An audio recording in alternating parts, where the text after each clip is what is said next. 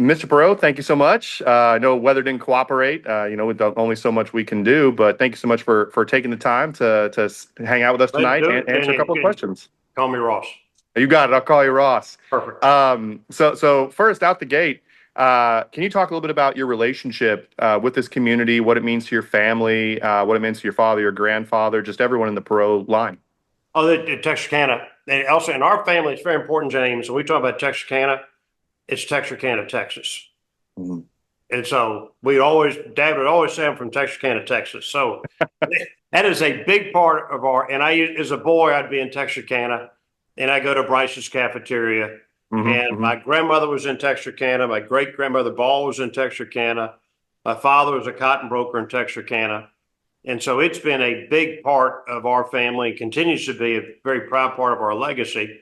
And as you know, my father's story, he grew up in Texarkana and he was a paper boy in Texarkana. Yes, sir. And he was a day trader with my grandfather in Texarkana. And so that he learned to be a great salesman and a wonderful man being growing up in Texarkana, Texas. Well, I love that. I know there's a photo. I wasn't able to find it, but there's a photo of your father on horseback delivering some newspapers on some more rural routes, which I think I is believe amazing. your paper gave him his first job, so we owe you a lot, James. Well, I appreciate it. Happy to be the foundation. Thank you. Thanks for your founders believing in my father as a young man.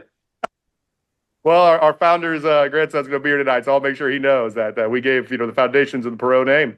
Right. I know your father was a big advocate for local media, obviously not just beyond the Gazette. Can you tell a little bit about, since the media landscape has changed today, how do you think he'd feel about it? What do you think he'd think was different compared to, say, 40 years ago? Well, 40 years ago, I mean, local media, the local paper was the source of information. It was a newspaper and radio. Sure. And it was a big part of the information for the nation. And that's what built the nation, were the newspapers and the radios. Then television came, and that changed it a little bit. But you had 3 or 4 major TV. I grew up with 3 TV stations. And now you've got this unbelievable multimedia universe that is so fractured and so targeted that a lot of people are now missing the full story of what goes on in their community, our country, and the world. And Absolutely. so you got to get back to, and so I'm a very avid newspaper reader. I still like the real paper. I still get 4 papers a day at my house. And so the Dallas Morning News is my go-to newspaper, of course. Sure. If I had the Gazette, you'd be the second paper I'd read every day. But then Wall Street Journal, if you really want to know, if you look who's called balls and strikes really well the past 10 years, it's been the Wall Street Journal. And if you had one paper to read for national coverage, international coverage, it'd be the Journal. Then I read the New York Times because they've got really deep articles and they spend a lot of money on topics I'm interested in.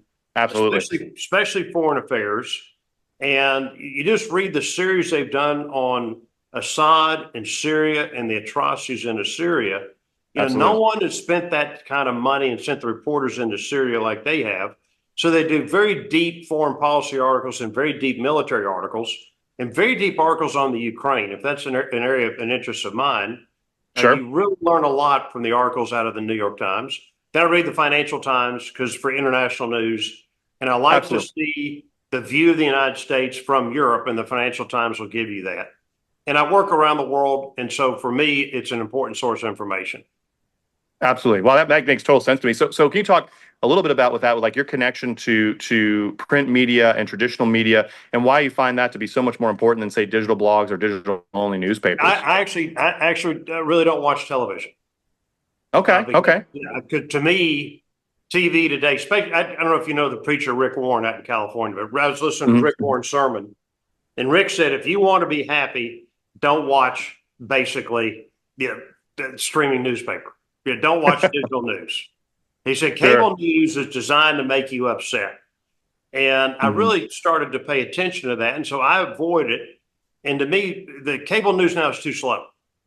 It is too narrow and it takes too much time. And I'd rather go to a paper and then read what's going on around the world. And what's nice about a newspaper is that you pick stories that cover so many things that I didn't even know I was interested in. But the newspaper editor brings these stories to life, and I enjoy that variety. And I think if you read a newspaper, I think it helps you keep your curiosity. And it makes you question Absolutely. what's going on in the world, and it leads you to more ideas. So to me, newspapers, and I think it's important, James, in this world, slow news is not bad. Sure. Absolutely. Constant Absolutely. breaking news. The truth is, nothing's really breaking. Right. It's just another great way to get you to watch and to get you to click. And if you can avoid that, and then especially if you kind of look about what we're worried about at this moment today, the odds are pretty high in 30 days. We're not going to be talking about it. Very high. Yeah. So that's why I like the slower news and I like more thoughtful articles. So I'm a big fan of newspapers, certainly a fan of local papers, and the Texarkana Gazette. I mean, what you're doing for the community is extremely important. And you're covering the topics that a lot of other sources are not going to cover. And you can cover it in an unbiased manner. But you're the one that's going to have to dig in there and keep our public officials honest. And Absolutely. You look at the number of cities and state capitals that now don't have a newspaper. It is a real problem about how do you keep our political leaders really honest if nobody's watching what they do and reporting in an honest manner. Absolutely. Well, and that's the problem with news deserts, and certainly what we endeavor to avoid. You touched on holding local officials accountable, and especially as you mentioned, the 24-hour news cycle. We've looked at, although we still cover breaking news, we've changed the way we've done it as well, and trying to go more in depth, even whether it's local sports and not covering game recaps as frequently as we used to, and actually talking about the players and looking at them and how they're impacting the game, or talking about how local officials are impacting communities. And so really, my last question is, we still face the trust issues that news media brands face across the country. What do you think newspapers and news brands in general can do to regain the trust of the public? I think the papers are going to have to work. A lot of these papers have lost their reputation. Sure. And they lost it for very good reason. They did not tell us the truth, and they got too political.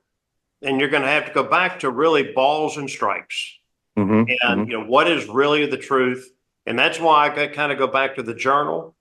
Even in the height of most of the scandals, the Journal would always say, well, let's wait. There's smoke, but not fire. Let's really wait. And let's not let the politicization of the news take over. And that's what you need to do in Texarkana, is just sit there and constantly be the referee to give the citizens a fair and accurate shot. And also cover those stories, cover those human needs stories. Sure. They focused on the men and women in Texarkana that need help.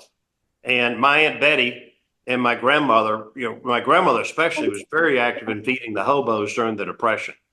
And that led our family to supporting food banks now for, well over 60 years. And when my Aunt Betty came to Dallas, she was the founder of the food bank here. And we continue to help food banks. So basic human need, that's what newspapers can focus on. You look at all the good-hearted men and women in Texarkana that want to help, you might have to point out who needs the help and how they can help. So the paper, you're the leader. Sure. And absolutely. I mean, that's our goal. Aside from holding officials accountable, we endeavor to highlight everyone's story because everyone's famous in their hometown. And there are amazing people doing amazing things in Texarkana. Ross, thank you so much. Again, sorry you couldn't be here, but I appreciate you so much for taking some time to sit down with me tonight so that we can talk to the folks who came out to celebrate 150 years of the Texarkana Gazette.